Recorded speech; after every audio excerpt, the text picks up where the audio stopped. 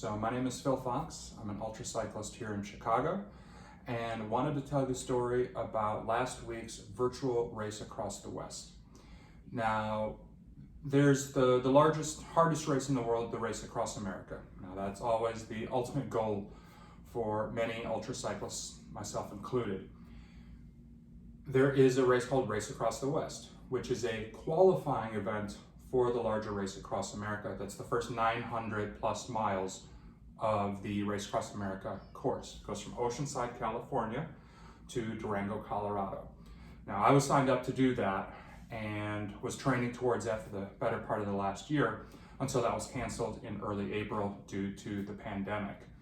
What happened in the weeks after that was a virtual event was announced utilizing the Full Gas Cycling app, which essentially takes videos of different courses across the world and allows you to cycle them indoors. So the virtual Race Across the West was announced. I signed up for that along with about 80 other riders to compete in that event. So that took place last week. So I'm going to walk you through the timeline of those events. I'll talk a little bit about my strategy, how that worked, what the aftermath of that event looks like in terms of myself and my hopes for that, and hopefully that's somewhat entertaining for you. So, in terms of the virtual edition, the course was 950 miles long. It's a little bit longer than the actual Race Across the West. I believe the organizers wanted to ensure that it was a worthy challenge relative to the real life course. In addition to the slightly longer length, and this was actually a bigger issue, was the amount of elevation. So the amount was, I want to say about 82,000 feet of climbing, which is nearly equivalent to 3 Mount Everest. The real race course is closer to 50,000 feet. So a significant difference between in real life and the virtual edition. Now, the reason that elevation is incredibly important on races like this and in cycling in general is there's really no break. It's constant pressure on the knees. It kills your average time. It takes so much more of your effort to keep the wheels moving up a hill, as you can imagine. In the virtual course, a lot of the segments, a lot of the stages, and again, there are 83 stages on the course, were simply just the uphill. If you think about a workout, chances are you're just going up the hill and then that's the end of your workout. So maybe a 1 hour climb, and it may only be 7, 8, 9, 10 miles, which seems short, but that may take a full hour, that may take 90 minutes of constant pressure on your knees going up that hill. So what that means is there's no coasting, there's no moments to catch your breath. And again, just thinking about this geographically or physically in a real world environment, you'd get to the top of the hill, you get to the top of the mountain, you'd crest it, and then you'd coast down, and then you're cruising 20, 30, 40 miles an hour, and that obviously raises your average speed. So that was a huge issue that I noticed, other racers noticed, was that amount of climbing. Now, the race was broken up into, like I said, 83 stages. And then within those 83 stages, they were broken down into blocks. So there might be a theme for each block. The first block was, just to get you started, a little bit of everything. The second block was, more climbing. The third block was significantly more climbing. The fourth block was shorter, flatter stages for you to catch your breath. So went on and on like that. In terms of how the race went for me, I finished in 80 hours and 26 minutes. Ran the numbers for you there. 80 hours, 26 minutes. I slept for 90 minutes of that total time. And the amount of time on the bike itself, on the bike right here, was 73 hours, 43 minutes. So I had plus or minus 7 hours, a little bit under 7 hours off the bike. If you strip that away, 5 hours off the bike, using the restroom, showering, trying to keep fresh. There were some points, in the latter half of the race where I just needed to sit down and just collect my thoughts, or just put myself back together. Now, I was trying to follow the basic rule of every hour on the bike, you earn 5 minutes off. In the end, it might have been a little bit higher than that, but essentially that was the rule that I followed. And also talking with other racers that have done well at the Race Across the West, it sounds like some people can actually do it in no sleep. I think the record held by Marco Ballo is 48 hours across 925 miles and 50,000 feet of elevation. And that's otherworldly. But talking with others that have won the race, it sounded like 90 minutes is really a nice sweet spot in terms of what you need to be able to pull off to have a chance at winning the Race Across the West. So that was my goal there.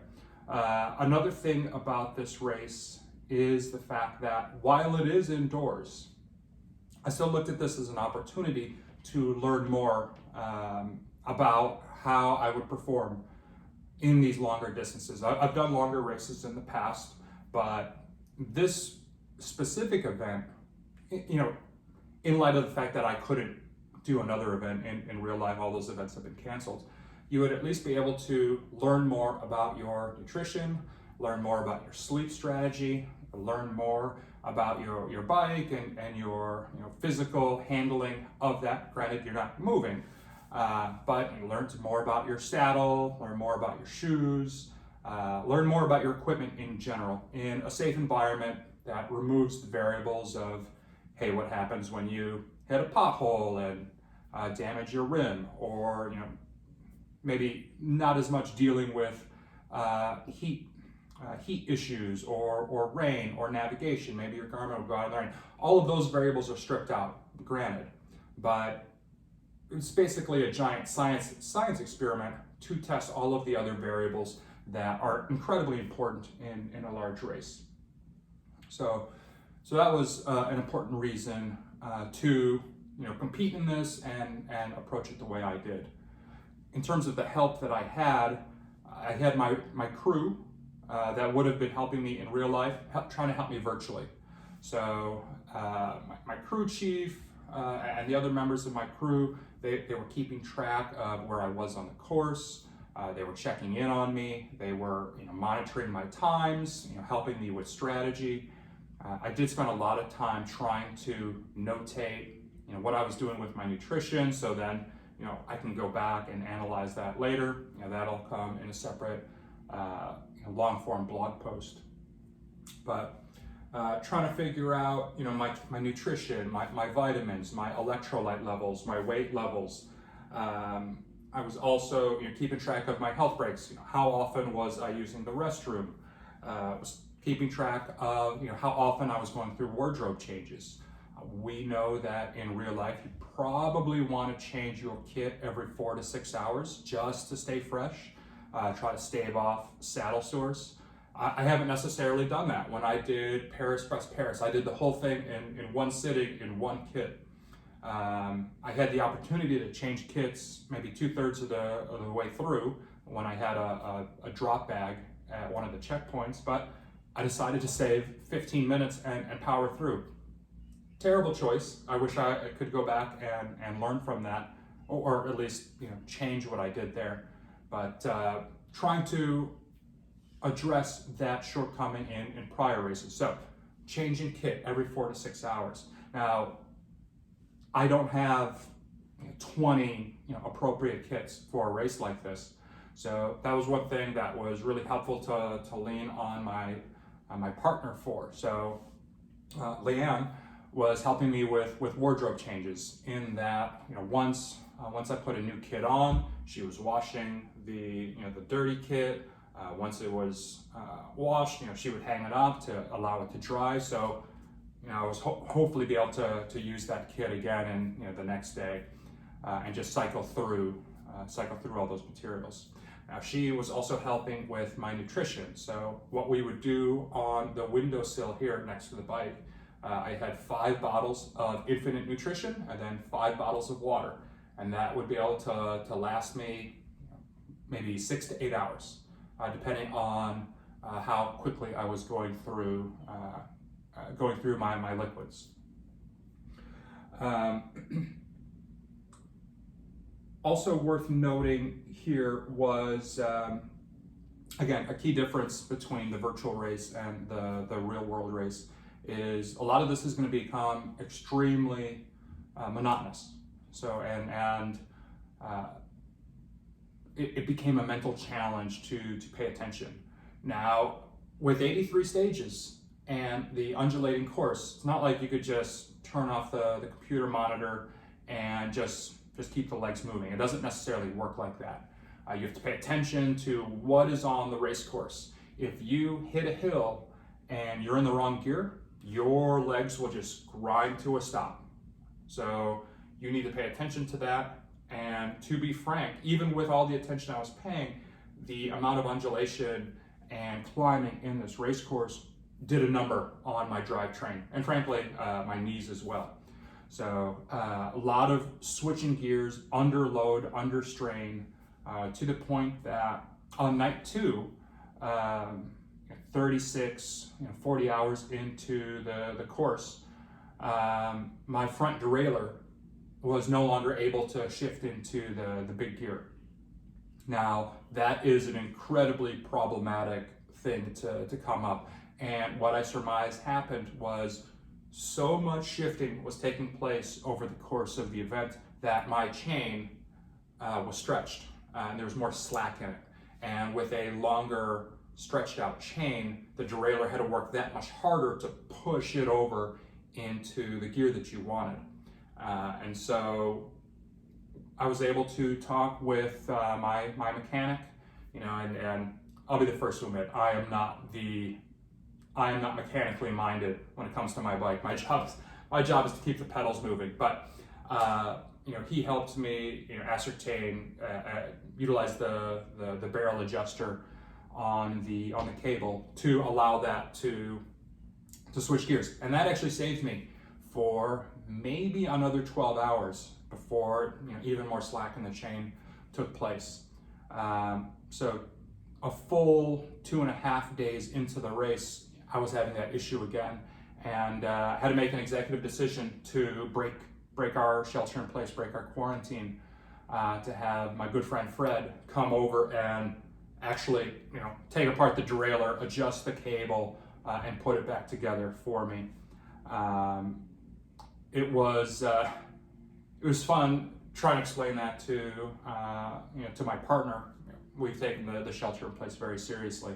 She's like, why can't you just do that? Why do you need Fred to do that? And to be perfectly frank, I was on, at this point, 45 minutes of sleep. I was already getting numbness in my hands, and I'm nearly 700 miles into this race. The last thing that I wanted to do was trust myself to not damage the one and only front derailleur I had on the race machine.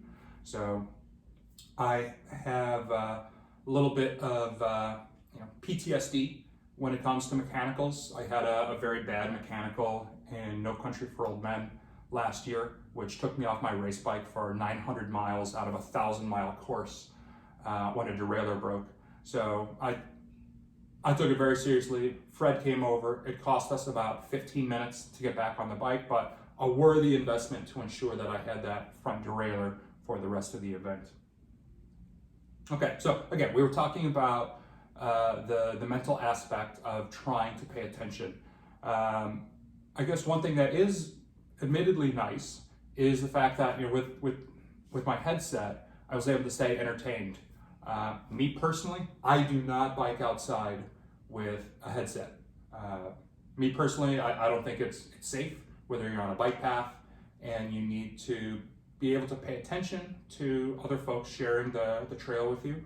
And it's certainly not safe when you're on the road and you're trying to feel cars pass you on the left-hand side. So personally, I do not bike with headsets. But in an indoor setting, you obviously can. So I queued up a lot of different entertainment just to help me pass the time. So a lot of Apple Music, a lot of podcasts, a lot of Twitch, a lot of time going through different documentaries, HBO Max, watching Westworld. Now, ultimately, in the end, you run out of things to listen to. And one of the most helpful things in this event, and this would have happened if I was in the real world, in the real race with my crew, calling people and just doing video chats. Did video chats with some work colleagues, did video chats with my cycling team, certainly with my crew, and that helped pass the time. I was able to talk clearly, through them with the headset, and it helped pass the time. It helped you stay engaged and not kind of languish trying to, watch the screen and just count the minutes, the seconds, or counting down the odometer on each one of the stages as you can do, especially when you're biking by yourself, in the middle of the night, just trying to get to the next stage. So the entertainment was, a nice reprieve for the virtual racers. The other thing I'll point out in terms of the nutrition here, I tried to keep it somewhat similar to what we would be doing in the real race across the West. Again, we talked about the infinite nutrition, and I had a ratio of sports mix to water bottles that I was trying to maintain. In the past, if I drank too much sports drink and not enough water, I would get digestive issues, and essentially you'd get dehydrated. So wanted to keep that balance correct this time. And frankly, the fact that I am at home and I was able to have my kids, fill up my bottles, and Leanne fill up my bottles was super helpful. Obviously, if you have a crew as well, they're helping you with bottles, and usually they're encouraging me to stay on top of that. If you're doing Paris or you're doing solo rides, I'll be the first to admit I'm not bringing enough water with me. I'll have the 2 bottle cages, and if you're 50 miles between checkpoints, you're certainly falling behind on your nutrition and your hydration. So I was able to better manage that in this environment. As any racer is going through multiple day events, your appetite is going to change.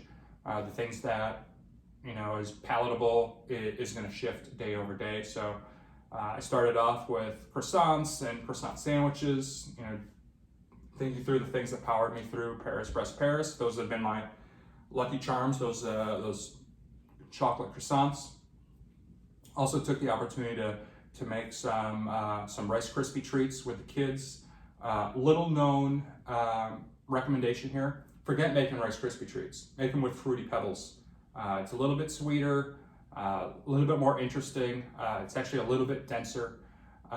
Much prefer that to Rice Krispie squares. So exact same recipe, just use Fruity Pebbles cereal. Highly recommended. Now, with all the training that I've done, through RUSA events and Radoneer events, essentially where the checkpoints are gas stations, I've become very accustomed to Starbucks double shots and some of the foods that you would get in a gas station. So I'm a creature of habit. Bought a lot of Starbucks, bought a lot of candy bars and snacks, and sparkling drinks, some sugar soda, things that I would have found on the race course and ultimately have been motivated to have. I'll admit I bought a 1 pound bag of Sour Patch Kids.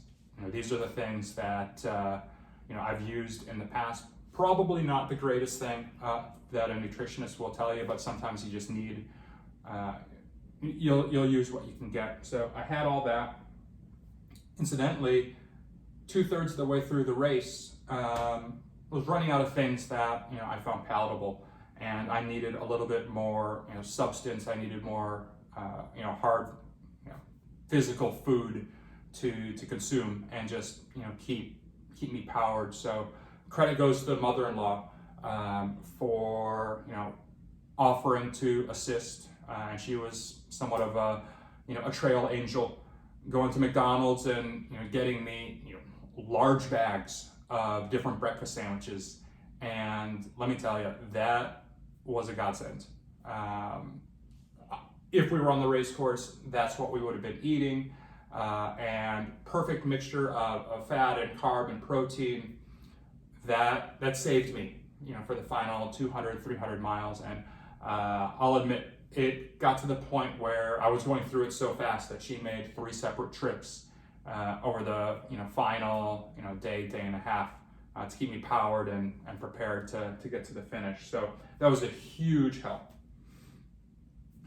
Let's see what else here. So yeah, in terms of timing, after 24 hours, I was 320 miles into the course.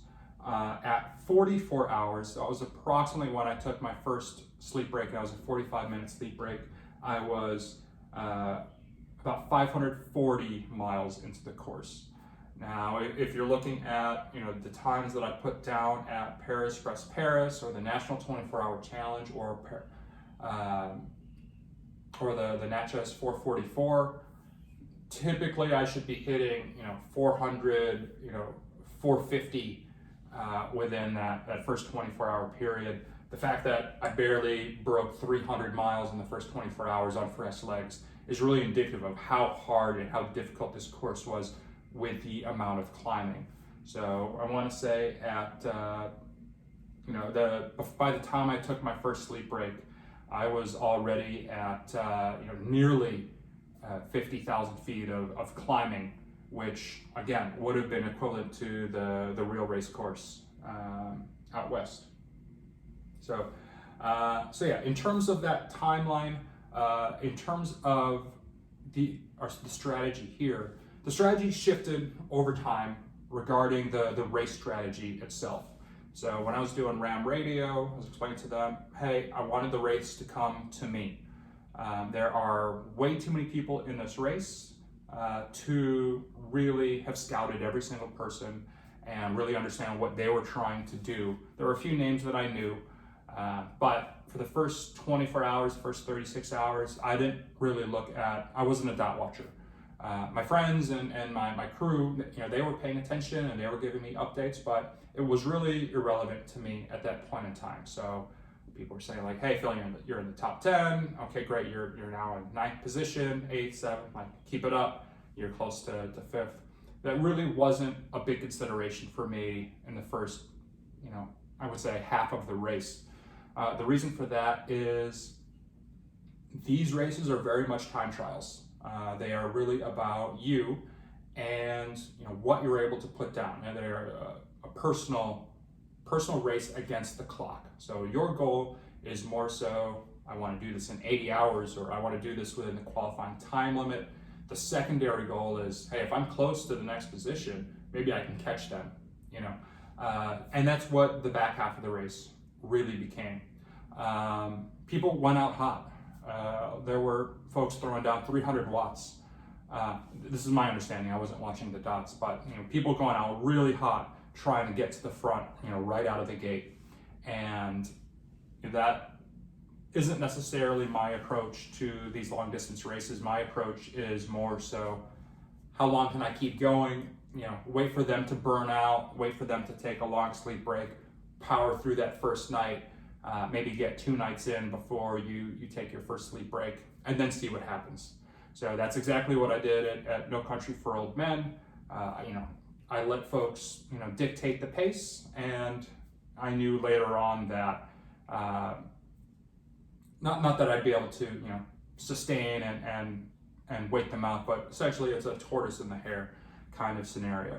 So take short breaks, keep powering through. Again, using that 5 minutes off the bike per hour earnings to manage your pace and manage your effort. So that was the strategy there. Now, once I got to that second night, after I took that first sleep break, that's when I started paying attention to what was happening ahead of me in the field. So Simon Potter, Marco Ballo, and Joanna Sharp. Those were the three names ahead of me. So I was in fourth position by the time I really started paying attention. And I'll be honest, I wanted that podium. I believed and I predicted that this was Marco's race. Marco was the big favorite here. I mean, he is otherworldly in terms of his credentials and his accolades. So this was really a race for second place, and with so many names on the starting list, and some of them not even using names but using handles, it was difficult to really ascertain, who the favorites would have been. So my goal was make the podium. So at that point, I'm in fourth position, and now I'm starting to really pay attention, because on that second night, you're trying to figure out, like, okay, when are they taking sleep breaks? How long are their sleep breaks? Are they taking a 4-hour sleep break or a 45-minute sleep break? Because that's going to be 60 miles of a difference in terms of how you're progressing through the field. So start watching Simon, Marco, and Joanna. Now I was able to get into third before that first sleep break on the second night. Once I took that sleep break, Joanna retook third place and built out a little bit of a lead, and then we started kind of leapfrogging a little bit as I think we were both trying to manage the pace at which we can keep, and managing sleep, because that will be an issue for the back half, the back third of the race, managing that. So as we were going into the third night, and I can't remember the exact hour, but I started to realize that Marco Ballo was having some physical issues. So it turns out later that he was having, I think, a hamstring issue that he's never really had to deal with in the past. I mean, again, this guy has half a dozen Ram finishes. He has the record for the race across the West. This is again why he was the prohibitive favorite, and he had to pull out. And take care of himself. Honestly, this is a virtual race. This isn't what he trains for. So again, tip of the cap to Marco for pulling out while he had the lead. He was in first when he pulled out, and comfortably so. There were points where he was 100 kilometers ahead of Simon, and obviously even more so in front of me. So Marco pulls out. And now it is down to Simon, myself, and Joanna. I recounted the story on Ram Radio. I was spending a lot of time, just talking with friends and colleagues on my headset. And there's a company message board that I was watching where colleagues were talking about the race. And they pointed out that I was now 10 kilometers back of Simon, going into the final stretch of the race. So I can't remember exactly how many miles were left, but this had to be the third night, and I was about ready to go down for a sleep break, and they were rooting me on to skip that sleep break and catch Simon and go for the win, and just go all the way to the end, coast to coast, from that point in the race. That really wasn't possible. At that point, I was struggling to keep pressure on the pedals, and to be honest, and I'm curious if other racers had this, I was starting to hallucinate on the trainer. So on the video screen, you see trees, you see clouds, and just like in the real world, all of those, the pattern recognition and the shapes that I was seeing on the screen were turning into animals or turning into other objects. So as the frame rate of the video was updating, I would see elephants eating, other elephants, or circuses, or dogs. I was seeing random things all over the place. And that's one thing. What was more problematic in that third night was the fact that I was struggling to even remember what I was doing and even understand the virtual full gas environment. So going through those stages at the third night, I was making up narratives in my head, trying to determine why am I biking up this virtual road? What's at the top of the hill? Am I supposed to deliver a package? What is the package? Am I a courier? I thought I was playing Crazy Taxi, you know, an old video game where, you know, you're trying to deliver something in a specific time period. And then additionally on top of that, there are a bunch of metrics, you know, on the app that shows your time, your power, your average power, your speed, the amount climbed, the miles to go. And I started to lose sight of what all of those numbers meant. So I was looking at my average power and I thought I was trying to hit a specific number. So I would stop pedaling and then start pedaling, start, you know, try to hit specific numbers, not understanding that I should have been pedaling the entire time.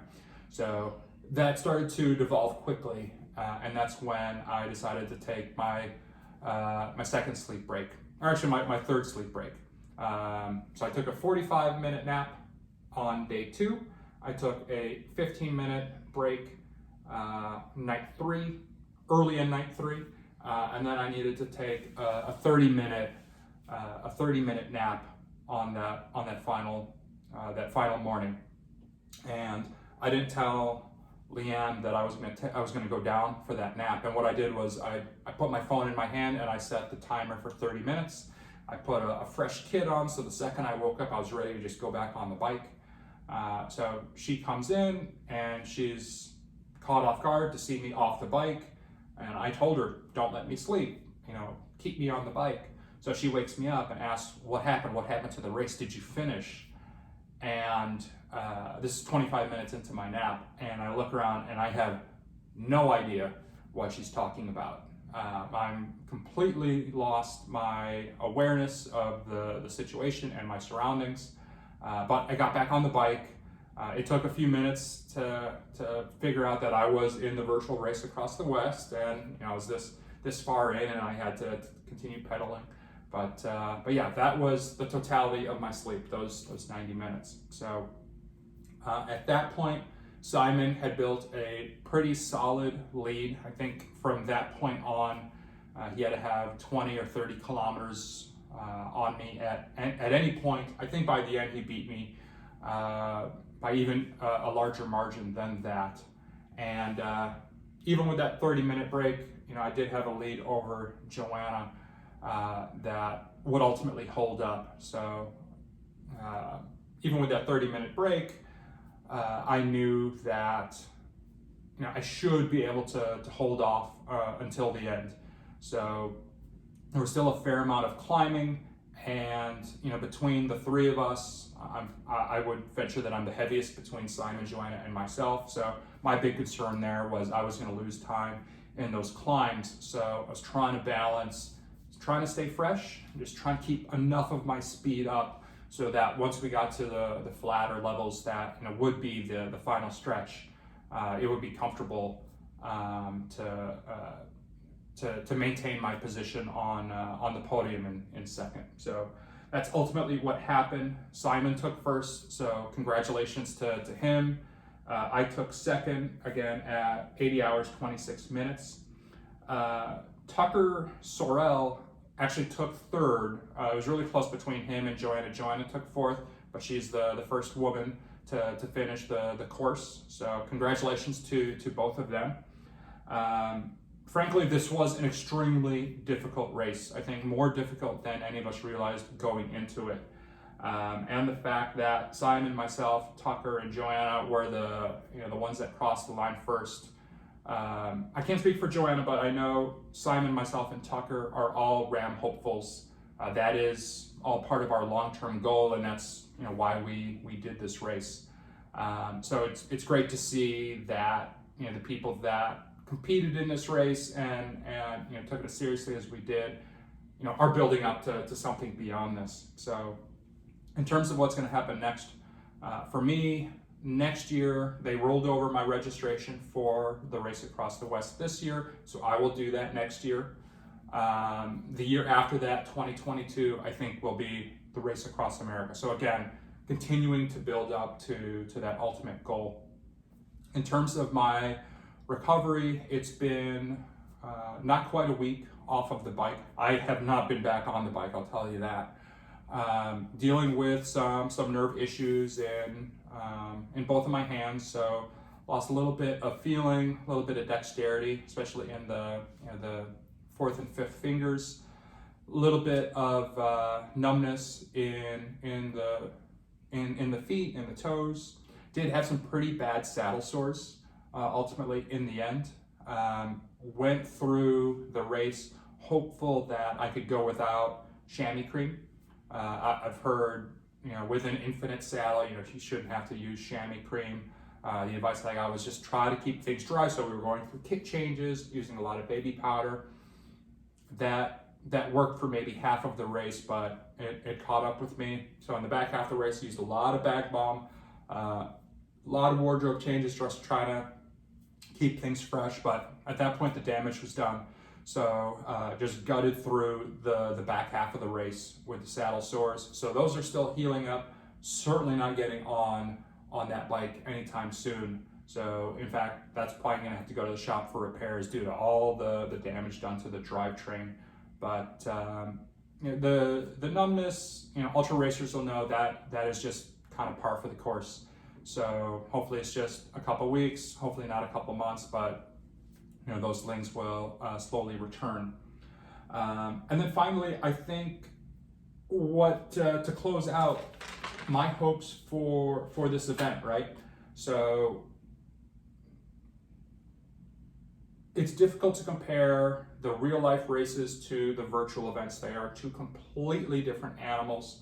I know folks have asked, should this really be a RAM qualifier? And I will say, yes. A virtual event can be a RAM qualifier, and there's several reasons for this. One, it is incredibly difficult to do this, and in many ways it is harder than doing it in the real world. So that, for one, you still have to do all the training, you still have to do all the preparation, you still have to turn those pedals, in this case, for 950 miles. So the challenge is absolutely worthy of being a RAM qualifier.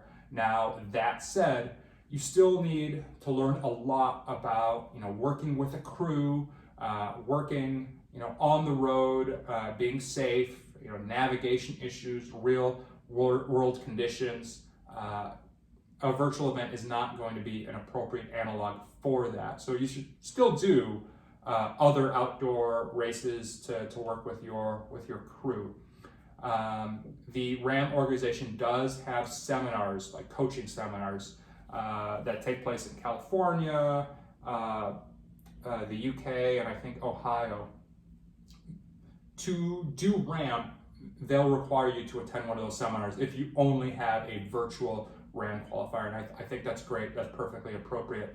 Now that said, I have now 3 RAM qualifiers under my belt, and I'll do a 4th one with VRAW next year before I feel comfortable doing the race across America. So I would still say do other races, but this absolutely counts as a RAM qualifier. And that said, I think it does lower the barrier, may make it a little bit more accessible for folks to get into RAM and the idea of ultra racing. While there's a lot of RAM qualifiers around the world, it is an incredibly expensive sport. Not only from a time perspective and a money perspective, but also from, you have to recruit a crew. You have to get people to travel with you to these events, and that is a high cost. That's a high burden to put on folks, especially if you need 3, 4, 5, 6 people to assist in any single event. So a virtual event lowers that barrier to entry significantly, and that's incredibly important. The other thing, and I'll reach out to the Full Gas team about this, is in terms of virtual training. Everyone knows Zwift.